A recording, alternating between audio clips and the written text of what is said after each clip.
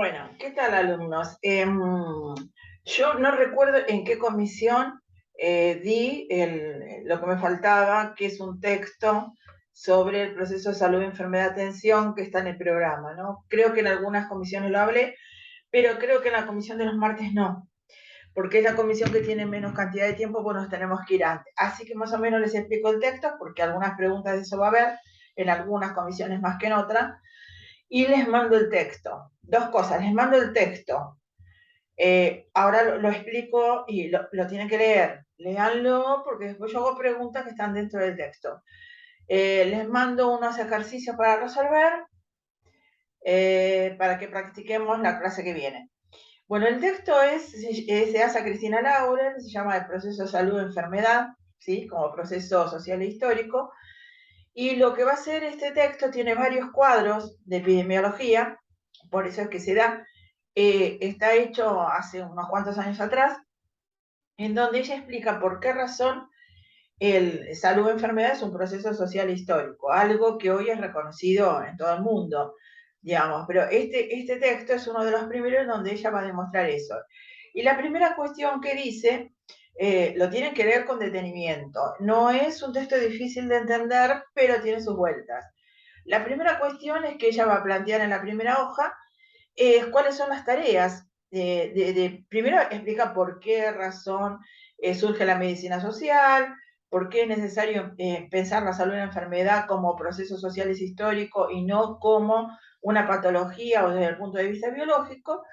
Y dice que la primera tarea que se tiene es demostrar esto, ¿no? Demostrar que es un proceso social histórico, y la segunda tarea sería construir ese objeto de estudio.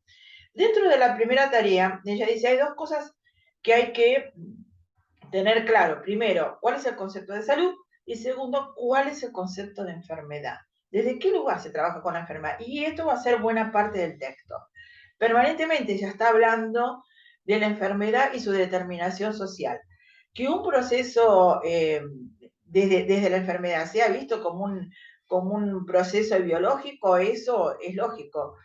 Lo que no puede quedar ahí. Ella dice, eso es una mirada muy reduccionista.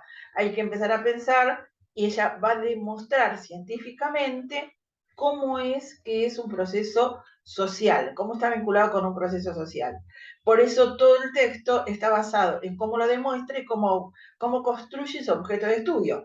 Si volvemos a lo que vimos en investigación, saben que la ciencia, para aceptar una teoría y que sea válida científicamente, esta teoría tiene que estar comprobada empíricamente. Ella lo que va a hacer es construir un objeto de estudio y lo va a comprobar. ¿Cómo lo hace? ¿Cómo lo comprueba? Es a través del objeto que ella construye, se llama perfil patológico. ¿Qué es perfil patológico? La frecuencia de una patología dada en una comunidad determinada. Entendamos que cada vez que ella habla de proceso social histórico, no está hablando de la enfermedad en forma individual, sino de la enfermedad en forma colectiva, justamente porque habla de un proceso social. O sea, la enfermedad, si uno la viera persona por persona, ese es el ámbito de estudio, el objeto de estudio de los médicos. Los médicos ven a la persona en forma individual, ¿sí? Entonces dice, alguien tiene TBC porque tuvo el bacilo de Koch. Eso para un médico está bien. Para el concepto de salud y enfermedad, no. ¿Por qué? Porque la sumatoria de varias personas con TBC porque se contagiaron el bacilo no alcanza para explicar la salud y la enfermedad, no alcanza ni siquiera para explicar la tuberculosis. O sea, hay una multiplicidad de otras cosas que generan esto. Ahora, no es la sumatoria de causales, tampoco es eso, ella lo va a decir todo el tiempo. Porque después vinieron otras definiciones de salud y enfermedad donde dice, bueno, no, aparte es la sumatoria de procesos biopsicosociales, de procesos psicológicos, no es la sumatoria, porque es lo mismo. Decir que es una sola causa, como los médicos dicen, que es producto de un microbio, o sumarle otras causas, es exactamente lo mismo, no hay diferencia, no se entiende articulado desde lo social.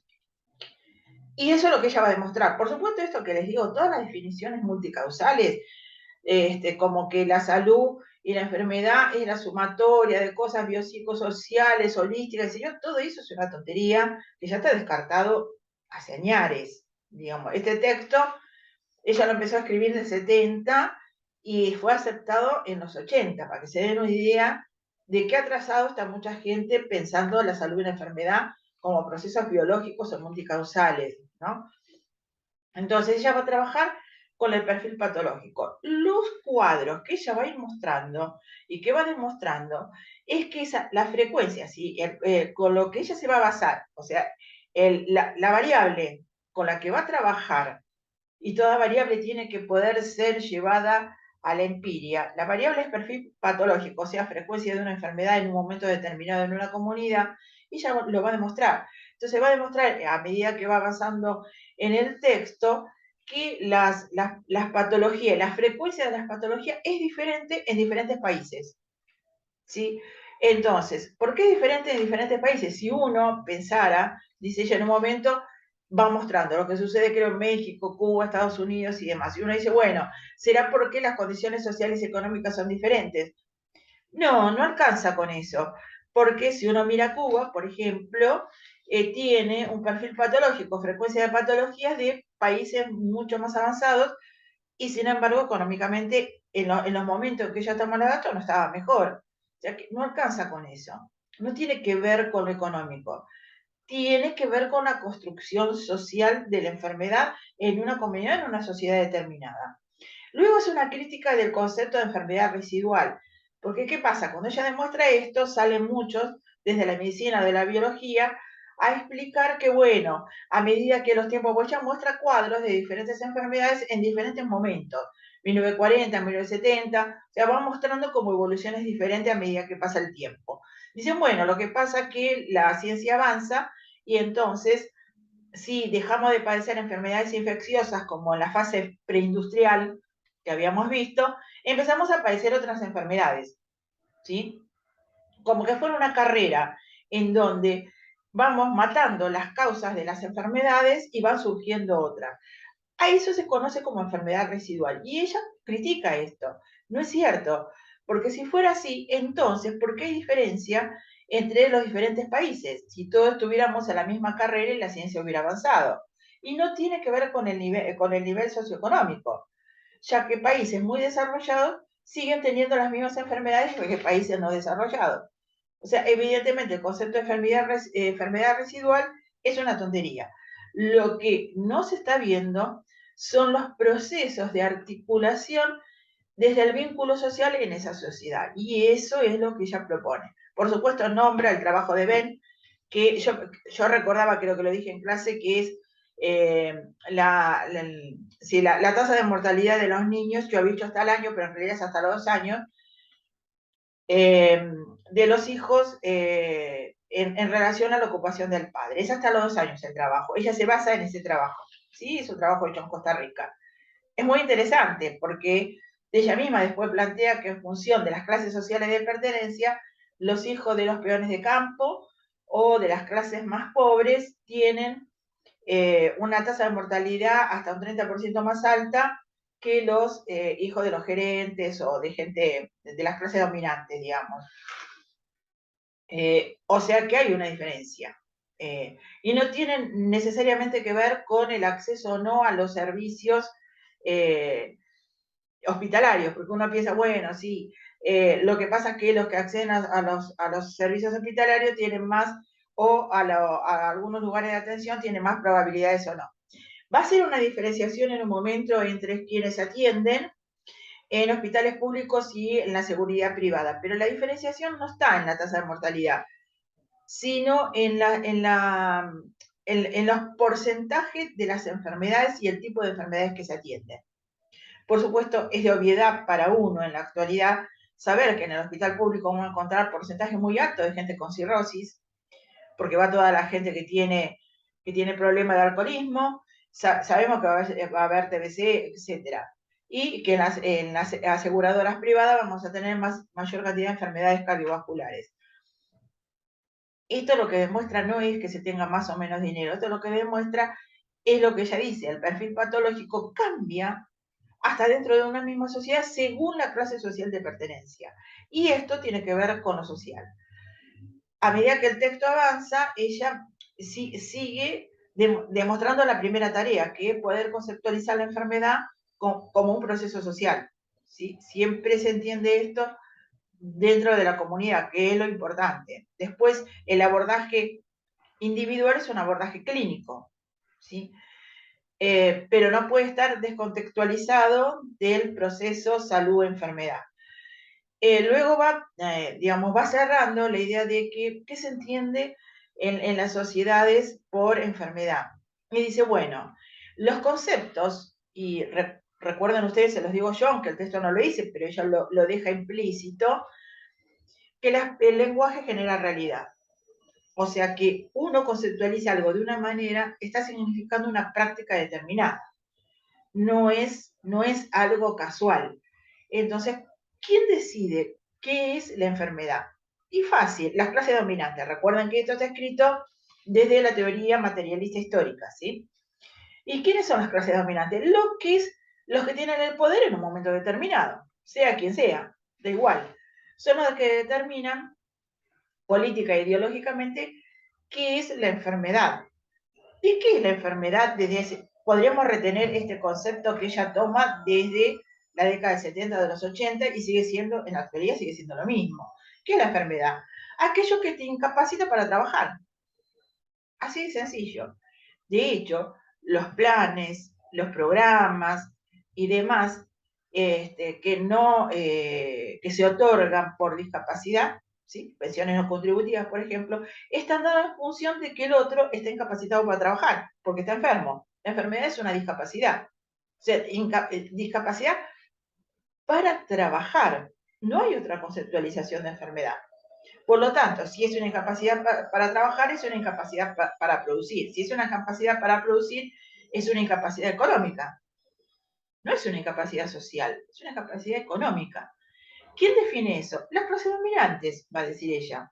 Entiéndase que si bien este concepto parece marxista, no importa quiénes sean, da igual. Si no estamos acá cuestionando quiénes son los gobiernos de turno, porque esto viene pasando más allá de los gobiernos de turno. Entonces ella cuestiona esto y dice, no tiene que ver con eso. Tiene que ver con las clases sociales de pertenencia, tiene que ver con el desgaste del cuerpo, tiene que ver con el desgaste laboral. Y cómo cada profesión está inserta dentro de una sociedad. Si bien ella no lo dice, podemos decir otra vez acá, si no lo dijimos en clase, que no es lo mismo desgastarse laboralmente siendo un enfermero y estar parado durante 20 años o 25 años, si es que llegan a ser asistencial, los desgastes que van a tener en las rodillas, en las varices, en las piernas, en la columna y demás. No es lo mismo. Si su expectativa de vida y su forma de enfermar y de morir no va a ser la misma del gerente de banco que se la pasó sentado en un escritorio. Seguramente va a tener, el que está sentado en el escritorio y va a tener alguna enfermedad cardiovascular por estar sentado, digamos. Pero no es el mismo desgaste. Si el cuerpo se desgasta de manera diferente. Y ella lo que demuestra con esto es que ese desgaste laboral está directamente relacionado a lo económico, por lo que dijo antes, la enfermedad es algo que te incapacita. Y como quienes deciden estos son las clases dominantes, no importa quiénes son en un momento determinado, si son los gobiernos, si son los empresarios, quiénes son, no importa. Ellos son los que definen. Fue lo que expliqué la otra vez. Si son los que definen y son los que van a definir nuestros sueldos, y por ejemplo, en nosotros no hay nadie que nos represente en una paritaria, en una agenda de gobierno, para decidir, entonces nuestros sueldos serán mediocres y tendremos que trabajar, como le pasa a otras profesiones, tener 3 trabajos para alcanzar lo mínimo para sobrevivir. Y 3 trabajos significa un mayor desgaste. No es lo mismo desgastarse estando parado 8 horas por día durante 20 años que estar parado casi 20 horas por día de lunes a viernes. No es lo mismo. El desgaste, no solo del cuerpo, si ella no lo dice, pero es el desgaste de la cabeza también. Entonces, hay un desgaste mayor, pero ese desgaste ¿con qué está relacionado? ¿Con un reconocimiento de la carrera o no? No, está relacionado con lo económico. Así de fácil. Si está Luego, ella no hace sobre eso hincapié de quiénes participan o no. Ella demuestra esto. Y siempre va a demostrar lo mismo.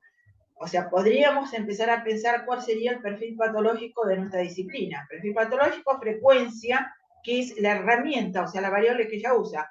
Frecuencia de una patología es que se da en una comunidad determinada. si cuál es la patología que se da en nuestra disciplina, si podríamos pensar a nuestra profesión como una sociedad o como una comunidad. Bueno, eso es lo que nos dejaste. Y eso es lo que va a determinar la forma de enfermar y de morir en nuestra profesión. Y eso está determinado económica y socialmente. Esto es lo que hace y ella presenta en este trabajo. Por supuesto hay un montón de cuadros y por supuesto hay cosas muy puntuales que dice dentro del texto. Esta es la explicación general. Por supuesto voy a hacer preguntas sobre el texto.